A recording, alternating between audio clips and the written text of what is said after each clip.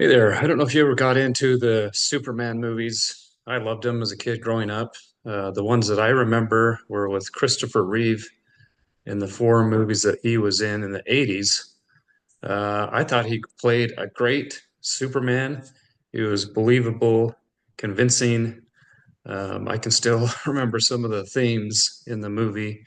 Faster than a speeding bullet, more powerful than a locomotive, able to leap tall buildings in a single bound. Look up in the sky as a bird, as a plane, it's Superman, that kind of stuff. I don't know if you've followed his life, but there was a documentary that just recently came out that had quite the impact on me. I thought it was worth sharing some of the ideas from that. And I'll put a link to a trailer you can watch. You can search for the documentary. I think it's, Netflix, Amazon Prime, all that kind of stuff. But you can watch it wherever you'd like. But yeah, this is the image we all remember of Superman. Um, he started his career acting when he was 9 years old in school plays and theater. At 15, he got a summer apprentice uh, uh, job into a program at Williamstown Theater Festival. Then he went on to Cornell University and studied English and music. And that's where he worked during the summers as an actor. And then after he graduated there, he went and studied at Juilliard in New York City, where he met one of his lifelong friends that was very loyal. His name was Robin Williams. And they had developed a very special bond, and I think they were there for each other. When he was cast in the role of Superman, it became wildly successful. He was Superman in four movies, and his die was cast. He was Superman, and the movies were, like I say, very successful. They made over $600 million back in the 80s, which in today's dollars would be over $2.2 billion. So very, very successful. And as we all know, and the documentary talks about this, his life changed and he became paralyzed on May 27th, 1995. Here's another picture of him that we probably all remember. And then like I say, his life drastically changed. This is his wife, Dana Reeves, his second wife, who I'll talk about in a few minutes. But his life drastically changed as he took on a new life in a wheelchair.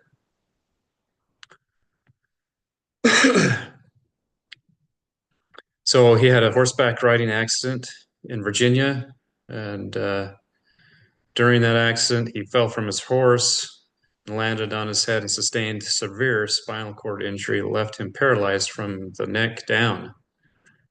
When he regained consciousness after the surgery to immobilize his neck, he assessed his situation. He was totally paralyzed, and he says, "It dawned on me I was going to be a huge burden to everybody, and I had ruined my life and everybody else's. It was not fair to anybody. The best thing to do would be slip away." And so he could not speak at the time because he had no ability to exhale air on his own.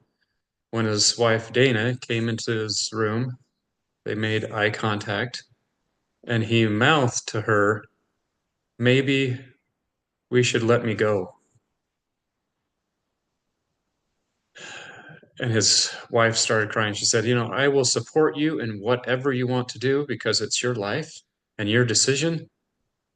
But I want you to know that I'll be with you for the long haul, no matter what. You are still you, and I love you." Chris said that Dana's response to him made life seem possible because I felt with the depth of her love and commitment, my job to learn to how to cope with this and not be a burden, I would have to find new ways to be productive again. And she, because of her support, was made that possible. You know, the level of commitment that you have to somebody to put in that kind of care 24 hours a day. What would most people do? What would most spouses do? What kind of person are you inside? Could you do that? Could you live with a person that went from this Superman, role model, ideal man to someone that needs 24-hour a day care? And of course, Dana didn't do it all by herself. There was many people, healthcare professionals, but his sons, his daughter, many people helped. He lived in this condition, confined to a wheelchair, all day long, all day and night, 24 hours a day. He lived in that condition for 9 years. And in those 9 years, Dana took care of him and managed his care. And like I say, many gathered around him and played their parts. Christopher Reeve had sons. He had a son with Dana. His name was William Reeve. And then he had a son and daughter from a previous wife, Matthew and Alexandra. And all of them played their part. You know, he had such a drastic change in life. You know, before the accident, he was a skier, a sailor, a horse rider. He was very super physically active, and then took a total 180-degree shift. And he said, among many lessons that he learned, he said, the essence of your existence is not in the physical activities, it's in relationships. He said he needed to break his neck to learn those things. Of course, he had great mental challenges going from being very active to being very confined to a wheelchair, unable to move from the shoulders down. You know, he did develop some movement in his hands and legs, but he was never able to walk again.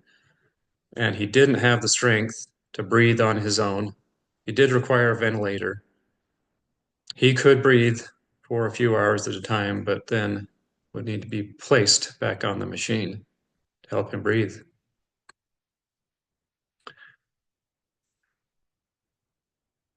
Instead of taking life as a punishment, he made the best of it. After his accident, he lobbied for spinal injury research, including human embryonic stem cell research. He advocated for those people that could not do it on their own. His advocacy work included leading Christopher and Dana Reeve Foundation and co-founding the Reeve Irene Research Center. His focus became what he could make of his life and how he could benefit thousands of people who were paralyzed like him. It was focusing on very concrete goals and mobilizing people to work on it together that gave him purpose and meaning.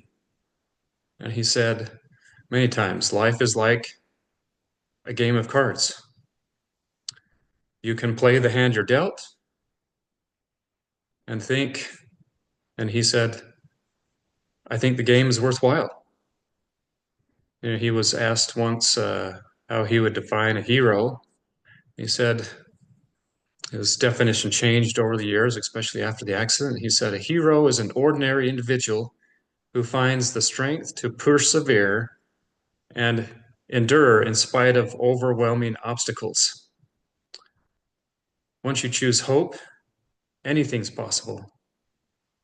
If I can laugh, I can live. I'm not living the life I thought I would lead, but it does have meaning and purpose.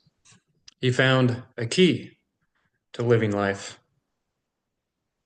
Greater difficulty in life requires greater purpose and meaning in life. He found it. He started a movement. He mobilized people.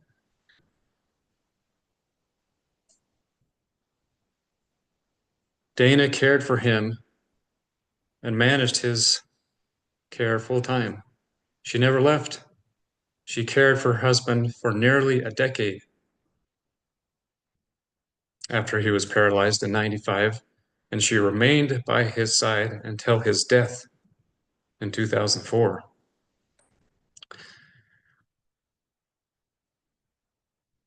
Then, out of nowhere, 17 months later, Dana also died from lung cancer.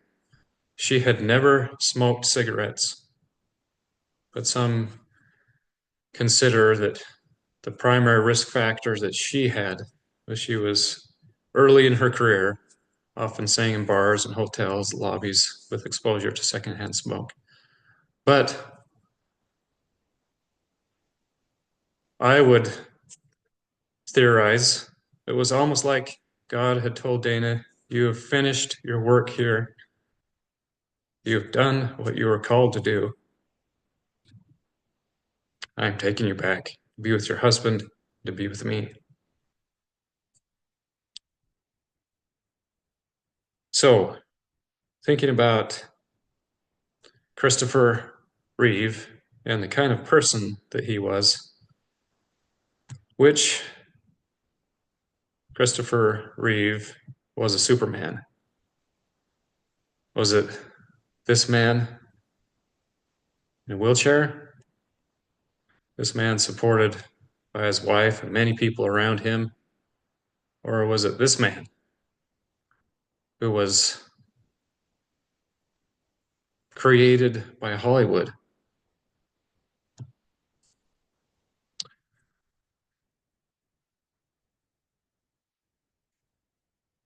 He made the best of what he had.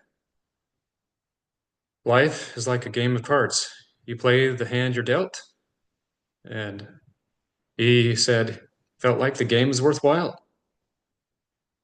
A hero is an ordinary individual who finds the strength to persevere and endure in spite of overwhelming obstacles. Once you choose hope, anything's possible. If I can laugh, I can live. I'm not living the life I thought I would lead, but it does have meaning and purpose. He had a purpose. Everyone around him also played their parts. Dana played a huge part in his life and made it possible for him to do what he could do. Robin Williams kept him laughing and was a lifelong friend that visited him many times. First time he saw him after the accident, he showed up playing the part of a Russian proctologist. Matter of fact, some say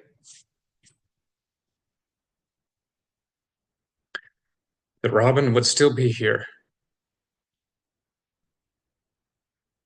if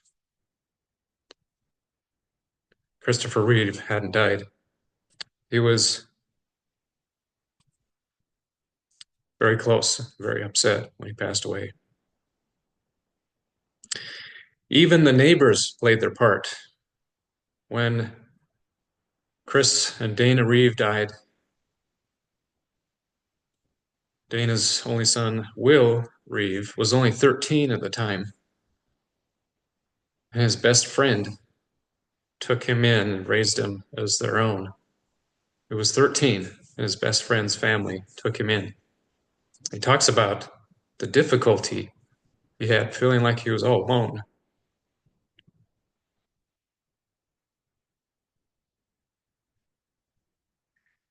We are all interconnected.